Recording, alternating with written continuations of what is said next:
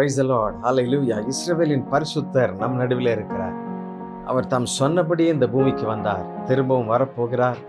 ஆமென். மீண்டும் வரும்போது நம்மை சேர்த்து கொள்ளுவார்.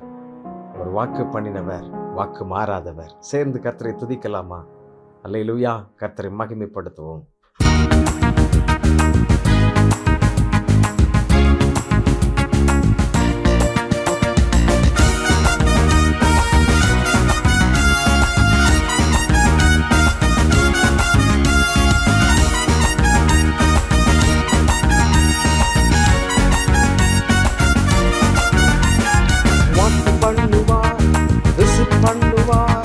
சொன்னபடி செய்து முடிப்பார்.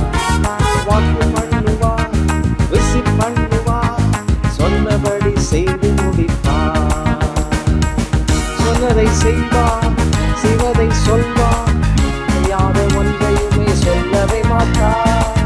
சொன்னதை செய்வார், செய்வதை சொல்வார், செய்யாத ஒன்றையுமே சொல்லவே மாட்டார்.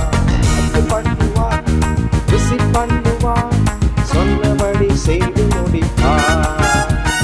வாக்கு பண்ணுவார், விசிட் பண்ணுவார், சொன்னபடி செய்து முடிப்பார். நம்முடைய தேவன் சொன்னபடி செய்கிறவன். அல்லேலூயா. ஆதியாகமம் 12ஆம் அதிகாரம் 2ஆம் வசனத்திலே ஆபிரகாமுக்கு அங்கே ஒரு வாக்கு பண்ணுகிறார். நான் உன்னை பெரிய ஜாதி ஆக்குவேன், உன்னை ஆசீர்வதித்து உன் பேரை பெருமைப்படுத்துவேன், நீ ஆசீர்வாதமாய் இருப்பாய்.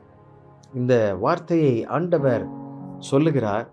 ஆனால் ஆபிரகாமுக்கும் சாராளுக்கும் குழந்தை பேர் இல்லை. எப்படி பெரிய ஜாதியாக முடியும்?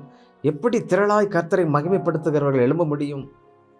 அவர் வாக்கு பண்ணினவர் நிச்சயமாக அவர்களை முகமுகமாய் சந்திக்கின்றார். எங்கே பாருங்கள், 18ஆம் அதிகாரம், ஆதியாகமம் 18ஆம் அதிகாரத்திலே அங்கே கர்த்தர் ஆபிரகாமை நோக்கி 13ஆம் வசனத்திலே என்று சொல்லப்பட்டிருக்கிறது, நான் சொன்னபடி அதை நிறைவேற்றுவேன் என்று சொல்லுகிறார். அல்லேலூயா. எப்படிப்பட்ட தேவன் பாருங்கள். அவர் தம்முடைய பிள்ளைகளுக்கு சொன்னதை நிறைவேற்றுவார். உங்களுக்கு ஒரு வாக்கு பண்ணியிருக்கிறார் என்றால் நிச்சயமாக இதை நிறைவேற்றுவார். நீங்கள் சோர்ந்து போகாதீங்க. எத்தனையோ ஆண்டுகள் சாராளுடைய காரியங்கள் எவ்வளவோ முடிந்து போயிற்று. நகைத்து கொண்டிருக்கிறாள். கர்த்தர் இதை பேசும் பொழுது அவள் நகைக்கிறாள். காரணம் என்ன? எனக்கு பிள்ளை பெறுவதற்குரிய தகுதியே இல்லை என்று சொல்லி. ஆம் பிரியமானவர்களே, ஆண்டவரால் முடியாதது ஒன்றுமே இல்லை. ஏனென்றால் he is the creator. அவர்தான் எல்லாவற்றையும் உருவாக்குகிறவர், படைத்தவர். அவரை விசுவாசிக்கிறீர்களா? ஆமென். இல்லாதவைகளிலிருந்து பெயர் சொல்லி அழைத்து நம்மை உருவாக்கினவர். அப்படிப்பட்ட நல்ல தேவன் அவர் சொன்னபடியே அதை செய்து நிறைவேற்றுகிறதை பார்க்கிறோம். பாருங்கள். ஆம், ஆதியாகமம் 21ஆம் அதிகாரத்தின் முதல் வசனத்திலே கர்த்தர் தாம் சொல்லியிருந்தபடியே சாராள் பேரில் கடாட்சமானார். கர்த்தர் தாம் உரைத்தபடியே சாராளுக்கு செய்தருளினார். ஆபிரகாம் முதிர் வயதாயிருக்கையில் சாராள் கர்ப்பவதி ஆகி தேவன் குறித்திருந்த காலத்திலே அவனுக்கு ஒரு குமாரனை பெற்றாள் என்று சொல்லப்படும். தேவன் குறித்திருந்த காலத்திலே. அல்லேலூயா. ஆமென்.